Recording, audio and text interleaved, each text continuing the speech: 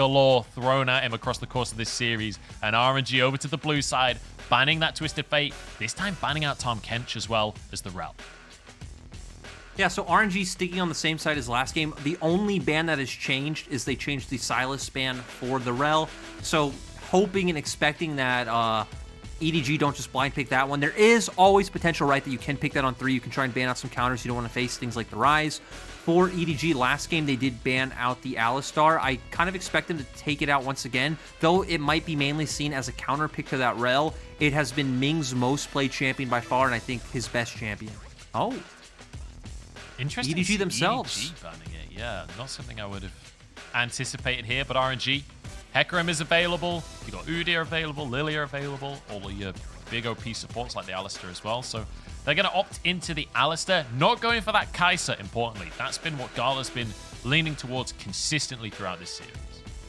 Ming has played 16 games of Alistar. The split, his second most played is Gragas and Rel at 7. So going back to Comfort, the way they perceive this right now, right, is you already highlighted it. Hecarim's open, Udyr's open, Lilia's open. There are options there. Kai'Sa's open, Tristana's still open, Jinx is there. There's options in these other roles, but in their mind, Alistar is the only premier support pick left open. And now with Kai'Sa taken away by Viper, we see the Xayah. This has been the backup pick for Gala. Whenever he can't get Kai'Sa, he leans towards this Xayah pick. It's fallen out of the meta a little bit, but it is by no means become a weak pick. It's still just as strong, just not as flavor of the month. I wouldn't be surprised to see EDG pick up the Gragas here. We've obviously seen them give that one to Flandre many times, but it's also very potent in that bot lane as well, right? To where it is viewed as one of the perceived counter picks to the Alistar, but instead, maybe after all the losses, maybe there's a bit of PTSD with the Gragas itself, and they are going to be the team to opt into Rakan this time. Yeah, I like the Rakan pick as well. You have a similar amount of hard engage to the Alistar. You have another ticket to get into that fight to follow up when JJ forces the engage. Now to the bans here. EDG looking to pinch the pools of these solo lanes. And this is where I'm really going to question where Scout wants to look, right? Because he didn't look that good on the Azir, so I'm glad we see that one banned out. He could realistically go back to something like a Victor or an Orianna, though I wouldn't be surprised to see RNG ban out the Orianna themselves with the amount of like setup and ball delivery they do have in their comp right now. The thing, if they do pick the Victor, is sure, it's actually pretty good against a lot of RNG's champions. They are very short range, but still, RNG still have the potential to try and pivot their comp into something, you know, more long range or more side lane oriented as well. Yeah, Nocturne being banned away here. EDG could ban some mid laners. Remember, Zoe is not banned right now. Zoe is a pick that Scout could definitely go towards. It's a playmaker in the mid lane. If you ban something like the Orianna here from EDG, that could be an option where you have perfectly fine matchups. You quite have to go into something like the Victor and just try and push. They do ban the Orianna. Yeah, so that really only leaves that Victor as the premier control mage open. Another thing that could go is if RNG don't ban the Gnar here, EDG just can go back to that one themselves. We've already seen Flandre and Gnar didn't really have the best game, had a lot of flawed ultimates, but I would say maybe Jace and Gnar are the two picks I'm looking at for that fourth rotation. If EDG decide, hey, we don't want to put Scout on just a simple control mage, we want him on a playmaking champion, and look for that mid counter pick on 5. See, remember, Zoe available. It's something that Scout has played many times before, but plenty of options as well. Could also go for the top laner blind for Flandre. They've done it time and time again, and it looks like that Jace might just be the answer here. So anticipate perhaps Xiaohu picking Gnar into Jace again. We've seen it every single time this series. It looks like that might be the answer. I love how Flandre is just laughing at seeing the Gnar hovered over. He's ready for it. He had to find time last time around. You even highlighted how much pressure they did put on Flandre towards that top side. But still, again, for the most part, Xiaohu had a phenomenal game. If he did go to this, it's fine. The only thing else I could see him going on is the Sion, which we highlighted earlier. Sure, you're going to lose down the lane. You're going to become a big tanky threat and be that front line, but they do decide to stick with this one. Now, you're the team blind picking mid on the side of RNG. Cryan's like really down into the depths of his champion pool. You can maybe try to bring some global pressure if maybe you want to blind something like a Rise pick. We've seen him pull out the Galio as well. Had a phenomenal game on that, but I think blinding that's much harder. They do stick with a bit of global pressure in terms of the package, but they want to bring it late. They feel the heat in this game 5. All right, well, the hover on the Syndra. I was hoping for a little bit of Zoe action, but you know what? After the last game, I don't blame them for just locking in the Syndra for Scout. He looked amazing on it. Lunchables. Feels like a really comfortable composition for EDG. This was the position where you bring out the Game5 Zed, the Game5 Corki counter, but oh well, you know, we do get the Syndra, another lane bully coming out, so Scout had a phenomenal game last time around. He's going to have the same level of potency. He should be able to get an advantage in this matchup, and this is RNG. Right now they have Xiaohu on Corki and Cryan on Gnar. The thing is, you can never put it past RNG to do something like this, but sadly, Munchables, they're not showing their true RNG colors. Here's the thing. Even if Cryan's playing the Corki and Xiaohu's on the Gnar, it wouldn't surprise me if Xiaohu just walked mid with the Gnar anyway. It's not like Xiaohu's a stranger to playing in the mid lane, let's be honest here, but I don't think that's going to happen here. I think it will be Xiaohu up top with the Gnar. And as we get into the game, this is exciting, Lyric. I'm ready. Game 5. Yeah, Game 5 and a lot of exciting matchups coming out. To that last point, they would still both lose those matchups if they swapped, so it's probably better that they don't. We're going to be keeping our eyes on the mid lane this time around. We know Cryan just going to be farming, but we know Scout can bring a lot of playmaking potential once again. I want to keep our eyes also on the top lane. Flandre didn't get a lot of help last time around, but he did put up massive damage numbers on this Jace. I remember, this is the rivalry, this is the grudge match, this is the decider. We're in the lower bracket final. Whoever wins this game moves on to the final, and I tell you, EDG would love an opportunity to rematch FPX. They went to 5 games in the upper bracket final against FPX, fell short at the final hurdle after such a close series, and they would love a rematch. But RNG as well, coming out swinging today. 2 games on the trot to start the series, and now 2 games in a row losing out to EDG. It feels like the momentum is in favor of EDG. It feels like RNG need a bit of a miracle to come back now. And we need to remember, both of these teams lost to FPX. Both of them want their revenge. We'll see who gets the honor of facing FPX in the final. It's RNG, it's EDG, it's the ancient grudge match of the LPL.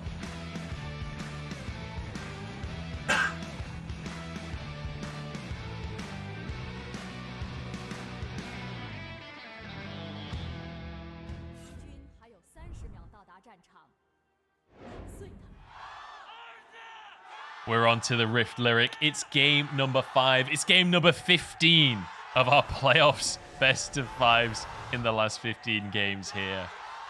EDG on a 2-win streak. You can hear the crowd going berserk. Cryan bringing out the Corki as the final lock-in. And RNG desperately looking for a win. Getting 2, let's be honest, easy wins in the first 2 series. It felt like RNG were the clear better team in the first 2 games of the series. But EDG finally digging deep, bringing us back into this series. Now it feels like we're not going to see that same early aggression that we saw out of RNG in game 1 and 2. And the thing is, once again, we have 2 very interesting compositions that are going to kind of come down to the details of those fights. I would say the longer this game goes, I do like what RNG has put together. They not only have a much more potent front line in terms of that they have Alistar against Rakan, they have a Gnar up in the top side as well. They have a lot of a lot of tools to avoid the engage and flanks coming out from EDG, right? With the W from Corki, if he's the package, Xayah having the Feather Storm, they can reposition well and deal the damage they need. So the later it goes, I do think RNG has more tools, but EDG showed last time, you know, if there's a will, there's a way. The Scatter of the Week is there. Rakan will have massive impact, and Flandre's going to be standing in the back line throwing out the accelerated shock blasts. Yeah, he'll be trying to do some work on this Jace, and we have seen some absolutely absurd Jace play. Although I will say, I think the better Jace this series has been Xiaohu. The shock blast we saw onto Viper, where he was just blasting him out of the fight, it felt like that was the best Jace performance that we've got to see so far in this series. But let's take a look across the board here at how we're expecting this game to go. You can see both junglers pathing up towards the top side here, and Wei actually skipping his wolves, going straight towards blue, maybe looking for an early gank.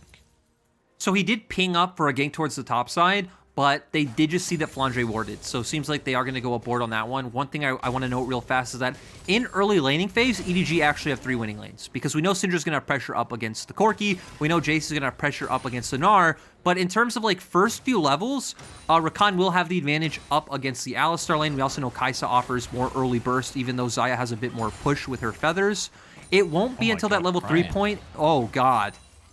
Cryan is getting kicked out of the mid lane again. Every single game this series, Scout has just had a straight-up advantage in that mid lane. Wei is hanging around. He's on his wolves. He's nearby if Cryan gets in too much trouble. Look at the CS that's being denied, though. He's not level 6 yet, so he cannot farm from afar. Cryan is getting completely shut out. Scatter the Week comes in. That leaves Scout vulnerable, but Wei doesn't commit to the play. JJ is here as well. But JJ already got the top Scuttle Crab. This is going to lead to a double Scuttle just off of Scout dominance in the mid lane. I mean, oh, God, is he going to find it? No, almost, but Scout's dominance, 3 winning lanes, very easy for JJ to be able to secure this one. And now we're going to see if EDG, can take this advantage, push it to its max, and truly snowball.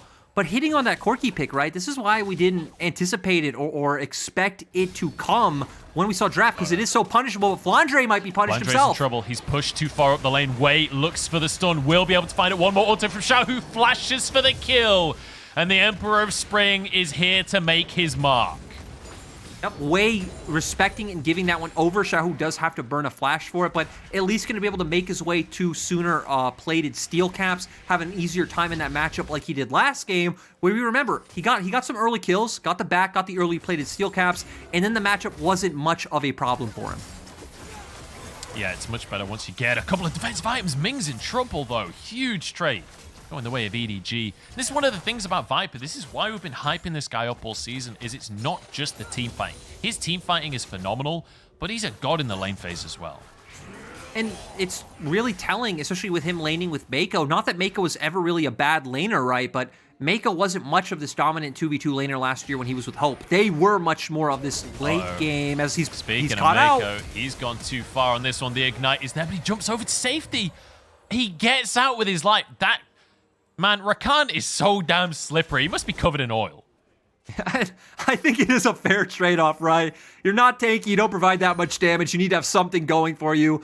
Does have a lot of mobility, is able to squeak in and out. And this mid lane domination just keeps going. I love how far forward Scout's playing. He is trying to zone him off these minions and push this advantage even further.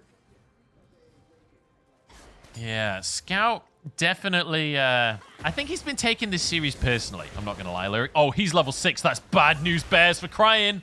Doesn't commit to the ulti. I think he was almost in lethal range, but realizing that he doesn't need to risk it. Doesn't need to risk potential lethal when he could just play this one slow. There's nothing Wei can do about it.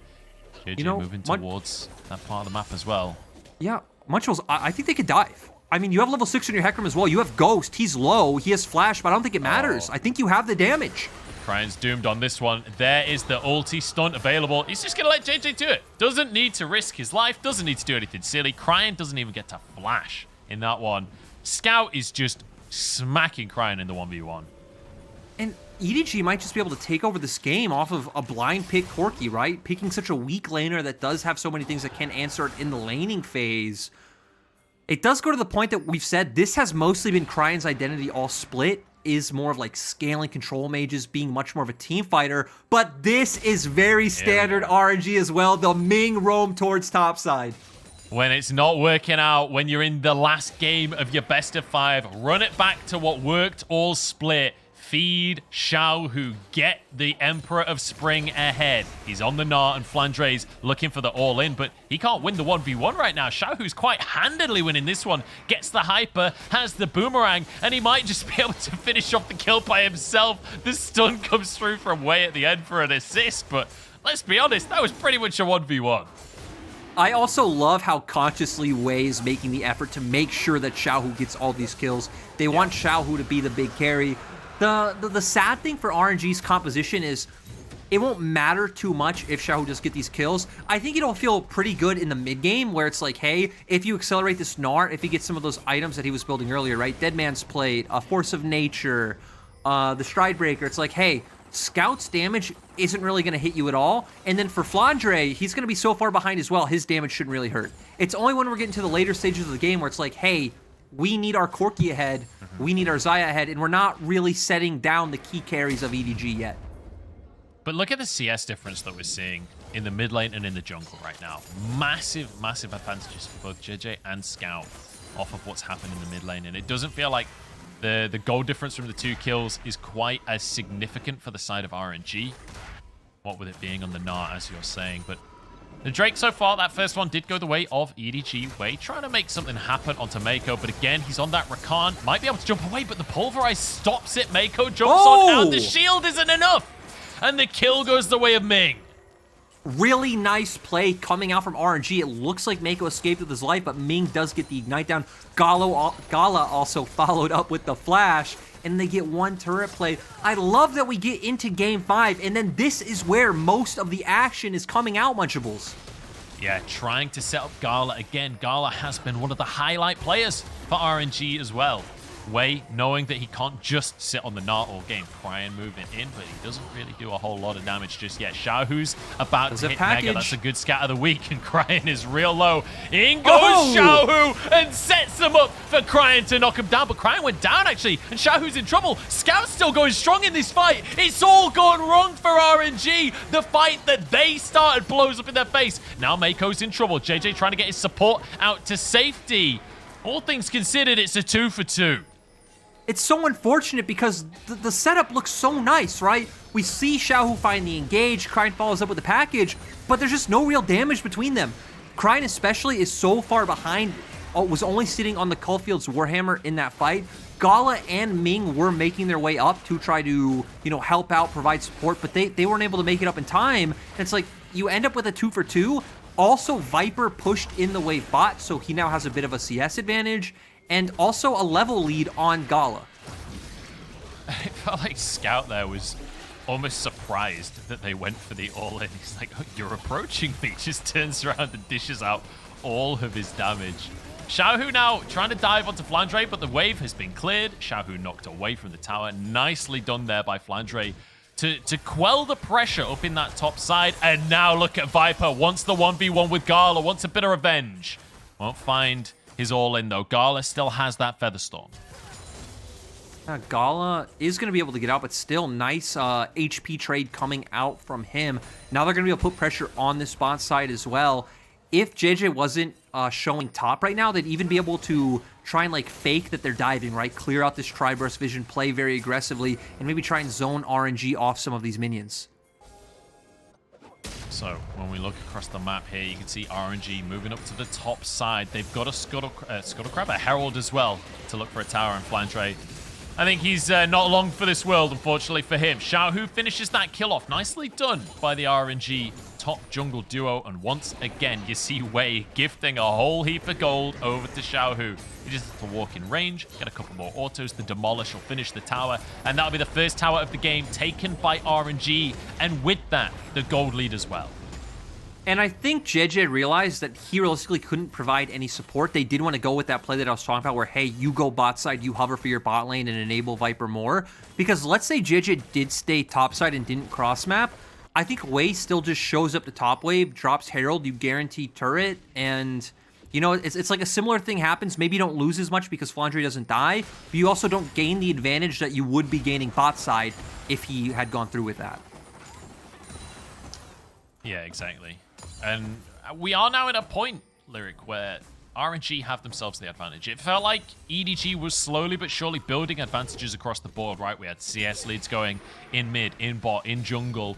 But look at Wei's scoreline. I said it earlier in the series. A lot of people considered Wei to be the best jungler of the split for at least a large portion of the split. And then in playoffs, it felt like he wasn't performing. But here in this game, he's everywhere he needs to be. He is the momentum that RNG are winning this early game off of.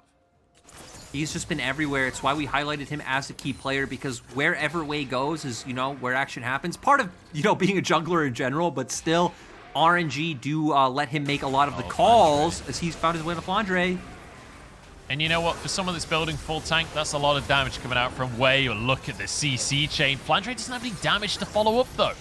Everything was on cooldown. And so even though the CC chain looks real good for EDG, they can't finish any of these kills off, and it means they probably should just back away from this Drake. I feel like RNG just have a straight advantage now in the fight.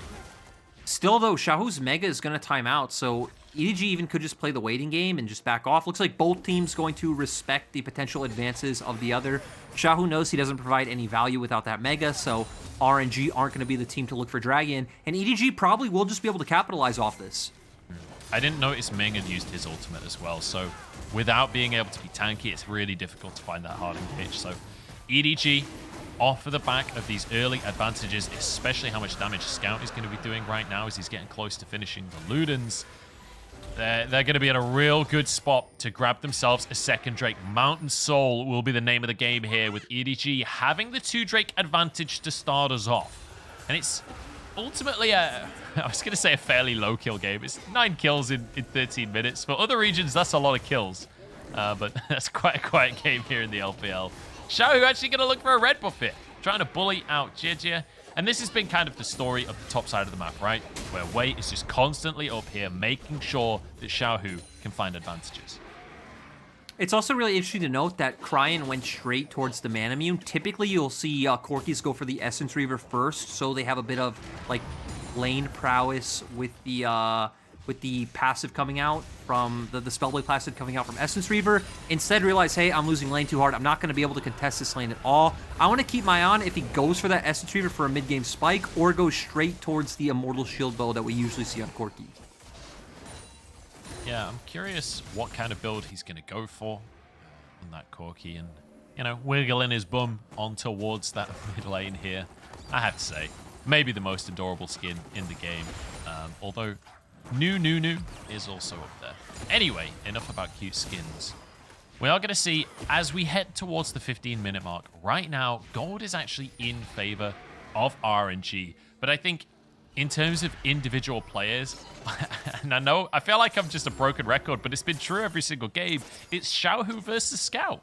Xiaohu with the 3 kills on the Gnar, he's getting real tanky, already has the Stride Breaker to be a huge engage and massive teamfight ulti. On the other side, Scout with those 2 early kills on his next recall will finish his Mythic.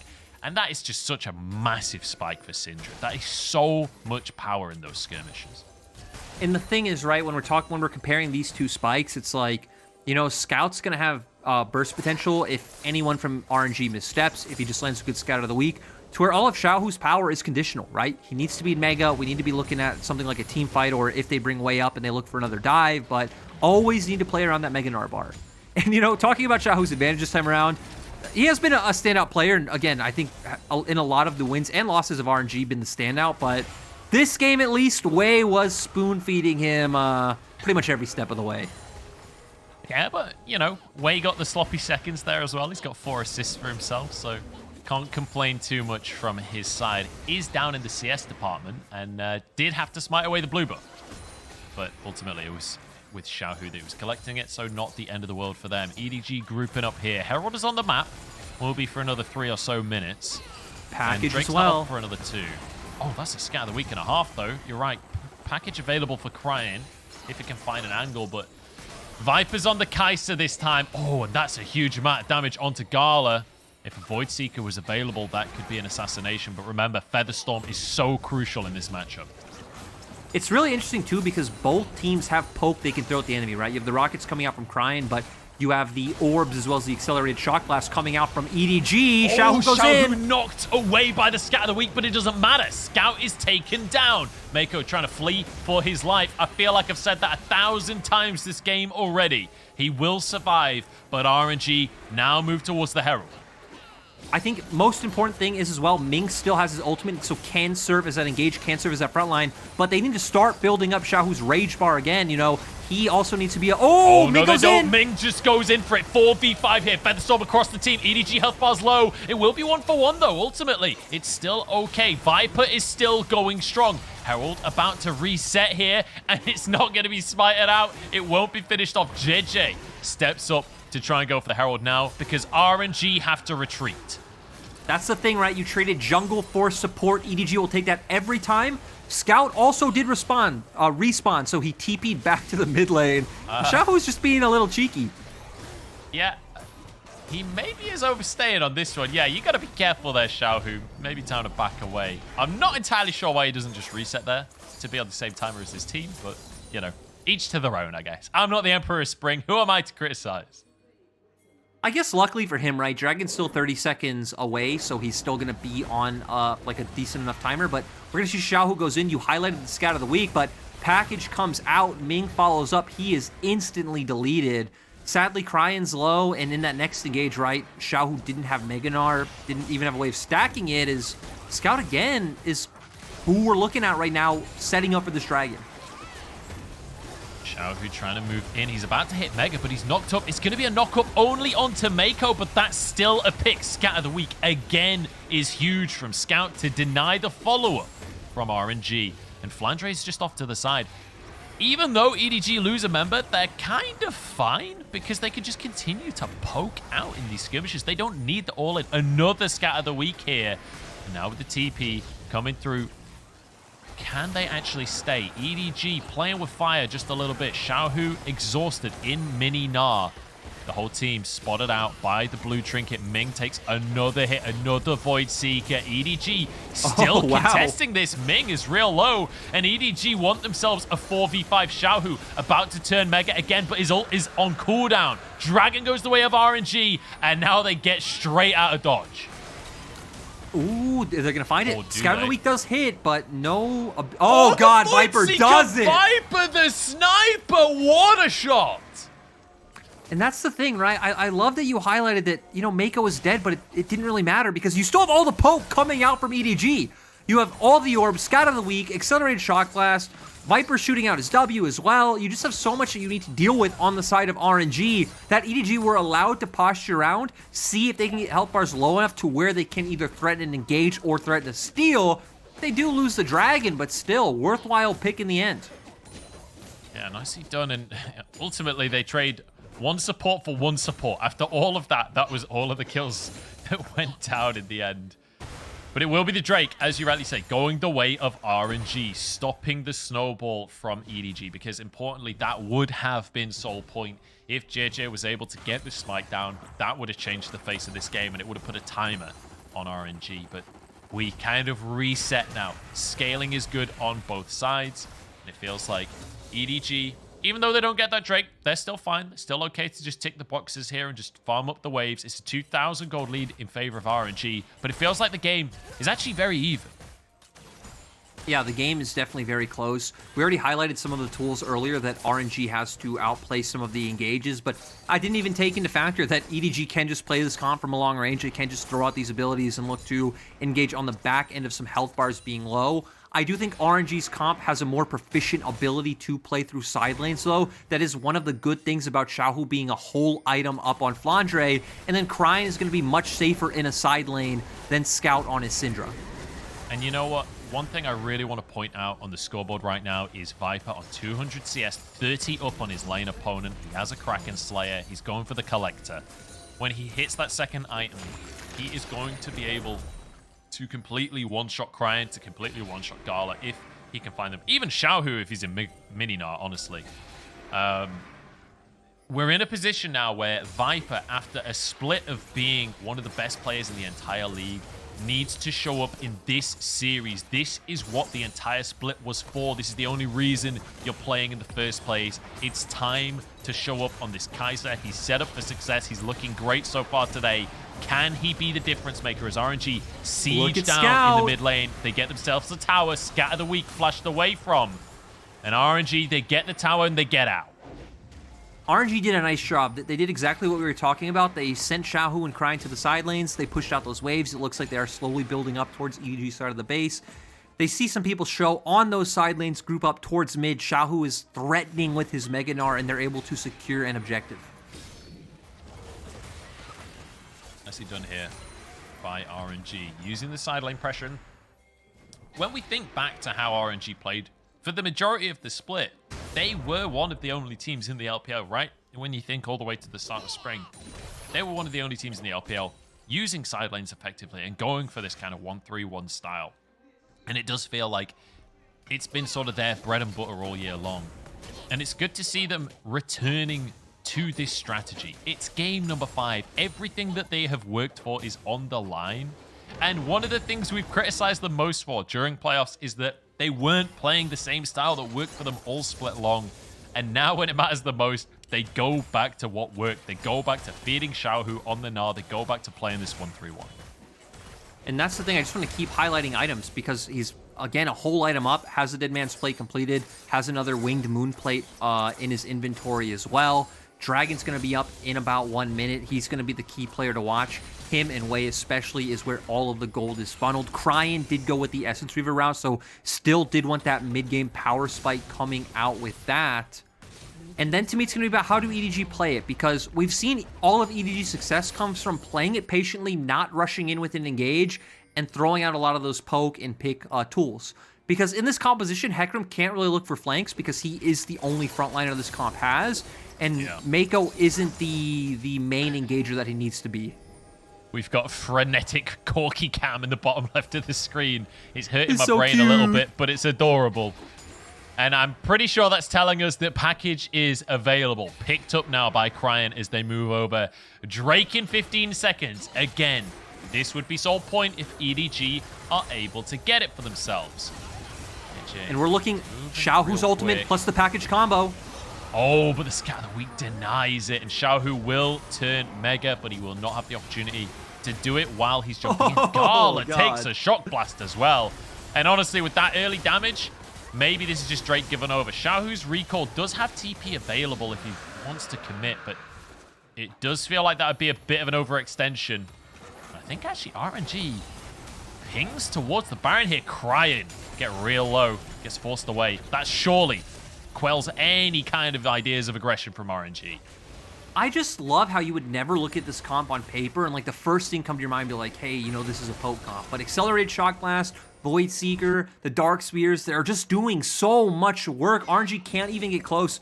RNG pretty much need to be able to come to an objective and engage immediately, right? You either need maybe a ward on a flank or do what RNG did very well earlier in the series and in the split as a whole, which is like, hey, don't just come off mid lane prio, also abuse the fact that you have push in the bot lane and bring someone in through there, and then just be willing to pull the trigger immediately, because if they just stand in front of EDG, all they feel is pain. And do you know what? On that thought process, and at risk of being flamed massively by Reddit and Twitter, I wouldn't mind seeing a 4th item Zhonya's from Viper. Just if you're going to play these fights at long range, having that CDR and being able to have the extra AP to find the evolution on your W certainly can add a lot to the toolkit for Kai'Sa. Xiaohu will walk away with his life. Just to clarify, I don't expect him to go Zhonya's here. I expect him to just go full crit build, but it would be cool to see.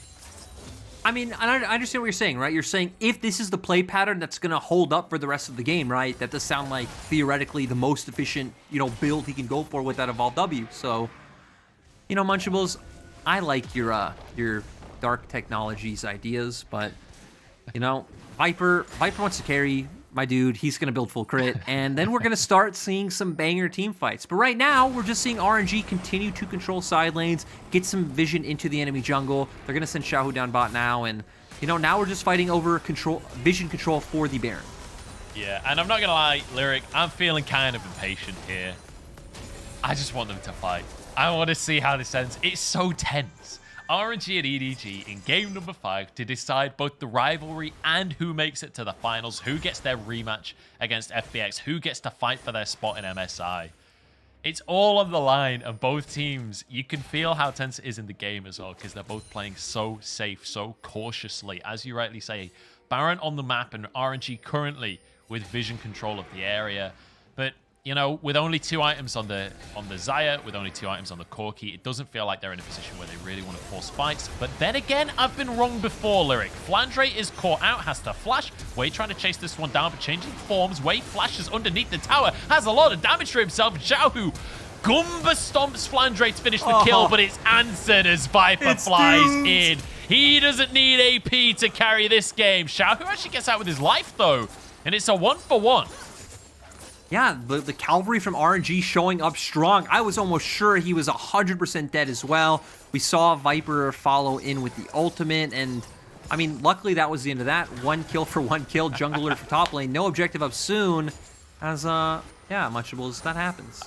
I love Syndra when she just steals camps away. I always think it's just so funny. It's the same with Tom Kench when he gobbles them up. So Gromp denied. Importantly, I think that's the biggest takeaway from all of this fight. But oh, that was clean. Dodges the so good around that as well. He does it every Herald. Yeah, dodges the shrine, dodges the vision, comes in for the pick, lands the stun immediately. Like you said, Flash has to come out from Flandre, but they didn't want to invest all this time for nothing, so they keep following through. We're going to see a Killer Instinct follow up from Viper, and then immediately flashes to get closer to Wei to guarantee that kill. So nice mechanics there as well, coming out from the side of EDG. Yeah, it just felt like Viper overstepped a little too much towards Xiaohu, and that is a lot of damage from Flandre. He's 0-5 and he's still one-shot people. Here we go. Huge engage from Ming. That could be the opportunity, but Ming's maybe stepped too far. He's pretty tanky though, and Flandre's the first one to go down. RNG get a good start to the fight. Scout looking for a stun here. The rest of the team, and once again, somebody goes down early for EDG, but this time around, it's Flandre that fell. He's the majority of the poke damage, and that makes it very difficult for EDG to contest the next Drake. Yeah, that one is definitely massive for the side of RNG to find that. They're at least not going to feel as pressured, as urgent to like find the engage, right? They're going to be able to let members come back onto the map. They're going to have time. Though, Flandre will be up soon, and he actually does have teleport available, so RNG do have to be a little bit decisive. Yeah, EDG have to buy themselves 10 seconds, and then Flandre can rejoin the fight. EDG getting rid of some wards and grouping up for this one, but RNG know that they can just start this one off. Xiaohu jumps in with the Mega Gnar. The ultimate's coming out. Crime gets out with his life, and Scout has fallen. Mako has fallen. Everybody has fallen. Viper, the carry that EDG needed, cannot carry 4v5, and the Drake goes the way of RNG. And that was not only Dragon, but also going to be a Baron for the side of RNG. And, you know, prayers to the V5 gods, but really nice engage coming out from RNG, Ming and Xiaohu. And then especially the package that Cryan got to put down was layered on top of every single member of EDG. It's so beautiful to see. And Cryan bringing out this blind pick Corki. He didn't know the matchup he was going into. He got destroyed in the laning phase, but it doesn't matter, because when it matters the most in these team fights, fighting to deny EDG soul, he shows up with the package. Now a Baron for RNG. And sure, in terms of the gold, it's been fairly close for most of this game, but now it's 6,000 in favor of RNG as we take another look at the fight. Yeah, and we see that Xiaohu goes in, Ming falling up as well. That Corki package seriously layered onto so many members of EDG. We see Gala and Wei in the backline dealing with Viper because too many members had already funneled out. And that's also what I was talking about with RNG in past engages, right? Is not only playing through the prio you have mid or the ability to come through mid, but also use the fact that you've consistently had pushing side lanes and create two angles to come in from to force EDG out of the area. So now, RNG in such a commanding position. They have a huge gold lead to work with. They've got 2 Drakes. They got the Baron, importantly. Scout pushing up in the top side at least gets a tier 1, but he's trading a lot for that because they just can't clear the waves here. They can't deal with the Baron. It's a good shock blast from Flandre. JJ is off on a flank. Maybe he can get a good ulti. Gala's the target. Featherstorm keeps him alive for now. The ulti's still not able to come out from JJ. He just goes down. He never gets to use it. Scatter the Weak is there. RNG might be on the cusp of finding their way to the final. The pick on the enemy jungler isn't quite enough. They don't pull the trigger just yet. They move towards the bottom side instead and look for another inhibitor. Man, Flandre might be 0-6, but his poke is doing so much work in these tense situations. He's chunking them down low. He's forcing them off a lot of objectives, as we see there. Still, really massive win for RNG to get such a massive, like, crack in the base. Much more than a crack. It's like a giant gaping hole, Munchables. They can just completely take over the game. Yeah, RNG are larger in charge now. 8,000 gold lead. And just go back and think that both of these organizations historically have been dominant, and they've both been in a slump for the last year or so, especially EDG for the last couple of years. And now in this decider match. It's RNG, it's Xiaohu, it's the gang that are making it happen. Gala somehow surviving all of this. RNG's comp just has a lot of tools to deal with EDG running at them. That was one of the things we were scared about earlier in the game. It was only when EDG started showing us, hey, we're actually kind of a pseudo poke comp as well, where it's like, hey, you know, this can go well for EDG, but last time around, RNG were the more decisive team in Botside River when fighting for Dragon. They found the engage, and now they have 2 inhibitors down. Xiaohu might be caught out, though. They want to find the pick. It's Xiaohu, the Emperor of Spring himself, has been caught out. Maybe this is the moment. There isn't any neutral objectives up, but RNG are going to use this as momentum. Way happy to tank the tower. Recall's coming out from EDG, but this is going to be a 3rd inhib. They can't get back in time. Sure, you've killed Xiaohu, but what does it matter when your base is in shambles? In they go. JJ steps on forward, has a little bit of healing, but he just goes down. This is 4v4. The rest of the team isn't here, and RNG are winning out. Flandre now trying to survive. Viper looking for a kill onto Wei, and RNG are stuck inside the base. Or maybe the base is stuck with them because the towers are going to start falling. RNG forced the fight. Scout still going strong. Crying, trying to get the damage out. Featherstorm used now as Viper has to be the carry. Scat of the week goes down onto Crying, but Scout's caught himself. He goes down now. It's Viper and Flandre to hold EDG's hopes high. Can they do the impossible? Down go the towers. They've done it. RNG, they want the redemption after a year's slump. They come back. The Emperors of Spring have done it, and RNG make it to finals. What an insane game. The tension of this series just scaled with each game the longer we went, Munchables. But RNG were the more decisive team. They played so well game 1 and game 2, and then showing up in game 5, funneling everything to Xiaohu, and it worked out. And that's such a heartbreaking defeat for EDG as well after coming back 2 games on the trot. Such a close final game. But it's RNG who triumphed in the end, and Xiaohu getting caught out at the end, but it wasn't him caught out. He was just buying space. He was pressuring in the mid lane while the rest of the team pushed in the side lanes. And the control of the map from RNG throughout this last game was impeccable. I mean, the big thing is, right, like, if we're talking about like textbook plays, that's typically by the book what EDG did. Is like, hey, we need to give up pressure on one side to all in the other side. They then get a 5v4, and that's where EDG are supposed to get the returns for giving up the inhibitor, right? It's like, hey, we got the pick onto Xiaohu, we had to give up the inhib, it happens, but now we need to make it all back by finding this 5v4 fight onto RNG and coming out with a win. But RNG just played exceptionally. We saw it got to the point where especially Cryin was dealing so much damage on that Corki. Gala, of course, was hitting hard as well. And if the front line of EDG wasn't able to hold up, JJ just got melted before our eyes in an instant. Yeah, it felt like JJ kept on trying to go in those fights and just got absolutely one-shot. Never even got to use his ulti in the last couple of fights, honestly. So really unfortunate ending to the story for EDG. They get knocked out in the lower bracket, and they will finish 3rd place in the spring LPL lower bracket there. But massive, massive happy moment for RNG, because I think we have to recap on the story so far for this team, because they finished the split in 1st place. They get seeded all the way into the semifinals or into round 4.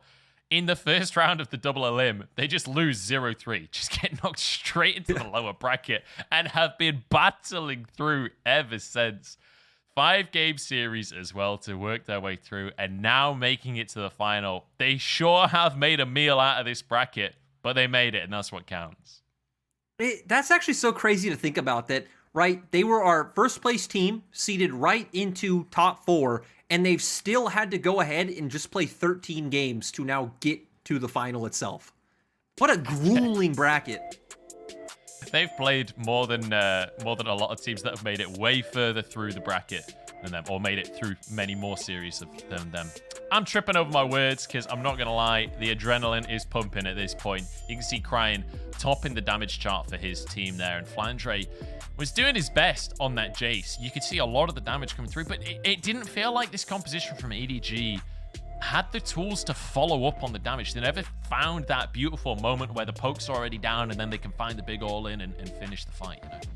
The thing is, their comp can only engage freely if their comp does get ahead early, like a massive advantage, right? Because the problem is, as we mentioned many times, that Rakan isn't really a true frontliner and engager. And especially when you're going into mid game, even if Hecarim acts as the primary engage, you're leaving your very squishy backline and other pseudo frontline vulnerable for RNG to just run wild. So with this composition not finding an early advantage, it kind of pivoted them into the playstyle that they had. I think they made it work as well as they could, right? There were so many close fights, so many times they forced RNG off objectives, but at the end of the day, Xiaohu showed up, Wei showed up, and then I think especially for Cryin got outlined by Scout all series. But at the end of the day, you don't need to, I guess be the best laner to end up being the LPL champion, because we got Duimbi and we got Cryin in that final. Again, neither necessarily known for their laning. I do think maybe a bit overplayed with Duimbi, but Cryin in team fights, complete monster this game.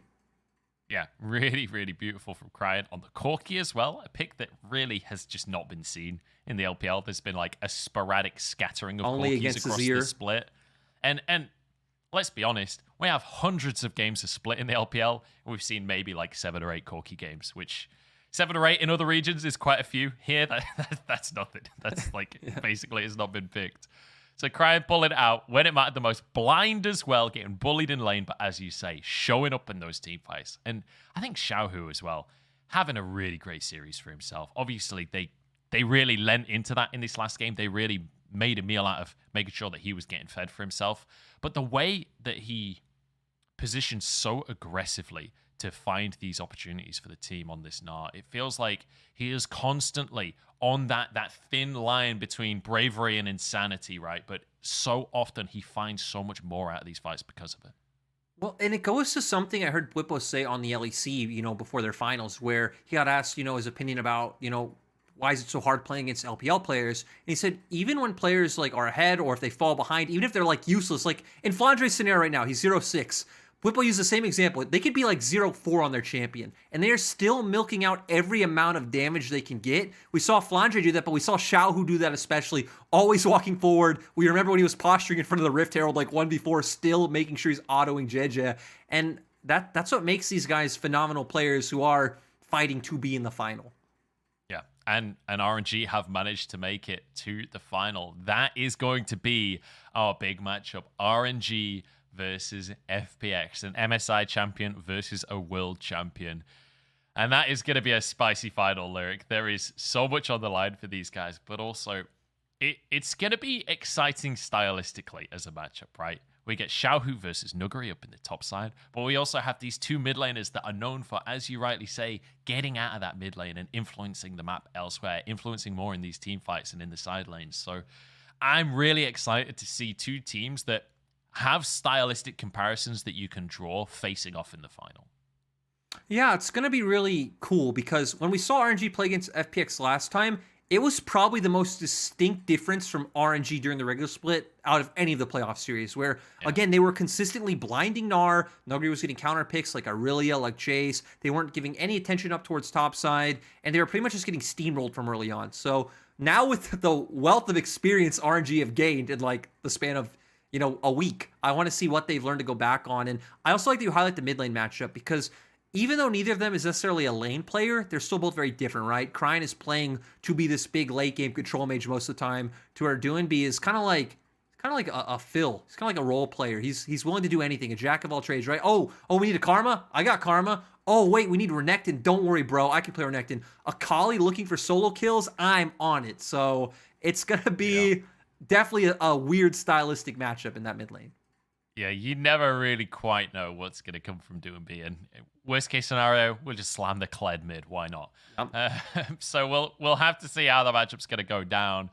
This was a banger series. And I'm not going to lie, Lyric. Going into game number 3, I was real worried because RNG just absolutely slapped EDG in the first 2 games of the series. It was looking real dicey. EDG, though, I think can go home with their heads held high off the back of this performance. I don't think that they have done themselves a massive disservice in this series. I think the last 3 games from them were still exceptional games. So It's unfortunate to see EDG heading home early, but it was a commendable performance coming out from both teams, and RNG edge it out in the end in Game 5. But let's take a look at our MVP. I didn't quite catch who production said it was, but I've got a sneaking suspicion that it's going to be Xiaohu because the man just did so much the whole time. 5, 2, and 9. Like the as you rightly say, just squeezing out every little ounce of damage. As the official 2020 Xiaohu apologist, there's tears of joy going on in my heart right now, Munchables. It's so cool. Just to, like, even if you're not a fan of RNG, right? Seeing a team come in, retool their roster the way they did, and for it to work out so magnificently. Like, again, I still think even when Xiaohu was a mid laner, despite RNG failing, Xiaohu was still a top mid laner in the league, even if RNG weren't utilizing him well or playing around him well. But the fact that they've been able to retool with him as a top laner, create a whole new system from scratch, change their coaching staff as well, and find this successful formula where, you know, they're going to top 2, and let's be honest, we're all probably going to predict FPX, which means RNG will probably win. And the fact that it's all off the back of this man is so exciting. Yeah, it's just so unbelievable to see the story of Xiaohu, a player that has been in the league for so long as well. A player that actually, his first split in the league was to deny Starhorn Royal Club's entry into the league. He was on the team that stopped the promotion, and then that team got bought by RNG. So kind of just got beat them so hard that they had to buy him as a player. And that's when he joined back in 2015. And now, all these years later, that's 6 years ago, and this guy is still one of the best players in the league. That is almost unheard of across the world. The only other players that are kind of in that category are players like, you know, your Carsas of the world, players like Yankos over in Europe, players like Faker over in the LCK. So definitely in an elite few players.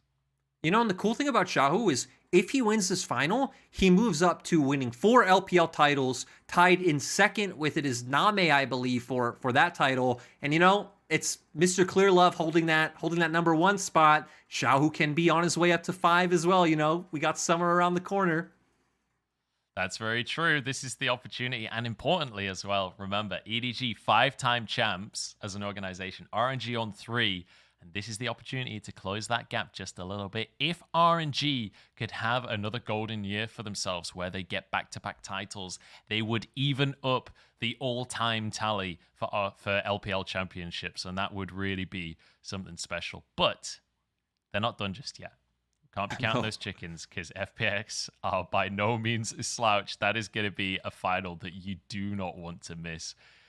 Because FPX have been firing on all cylinders. Tien is back, and I think we talked about the mid lane matchup. We talked a bit about the top lane, but with the way that these two teams operate, Wei and Tian influencing these lanes are going to be so crucial. And speaking of Wei, I've just been told by production that we have an interview on the stage. So I'm going to pass it over to Iris to translate our interview with Wei.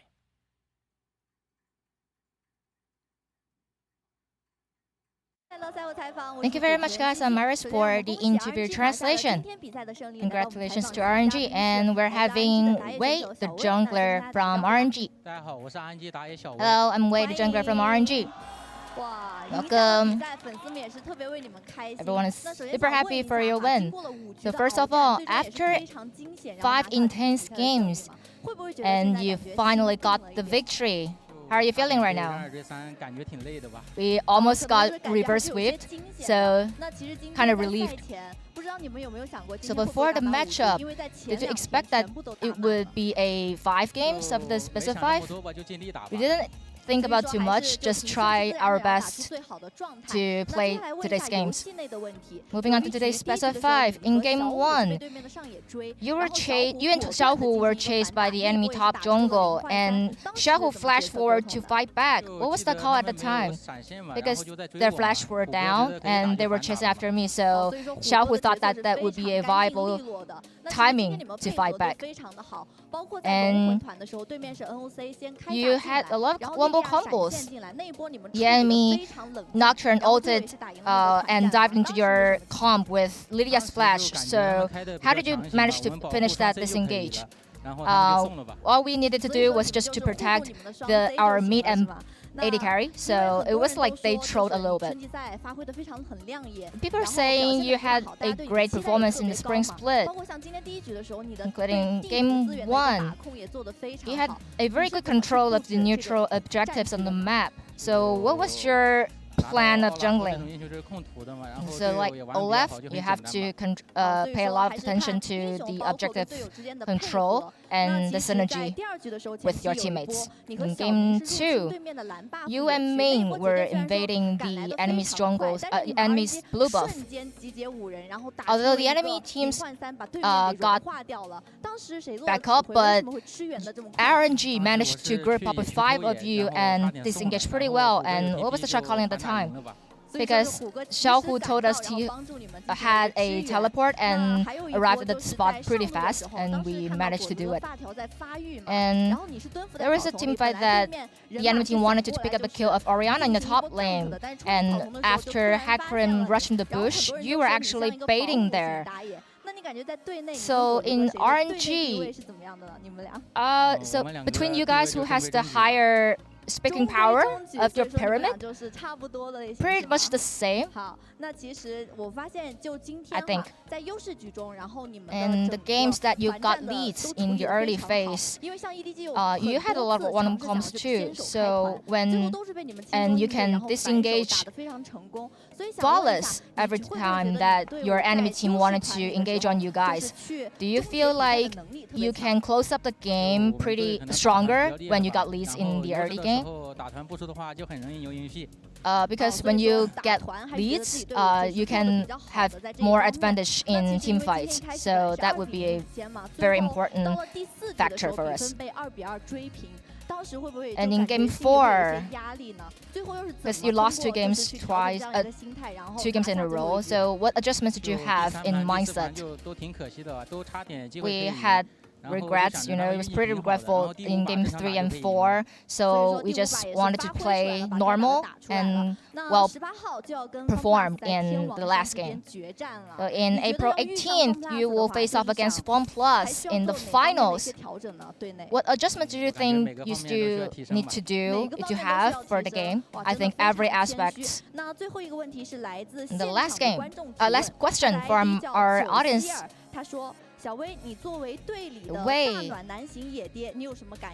As the super carry jungler in the RNG, how are you feeling? Thank you all for your support all the time. And that would be the end of the interview. Congratulations to RNG again. I'm gonna pass back to our casters. Thank you.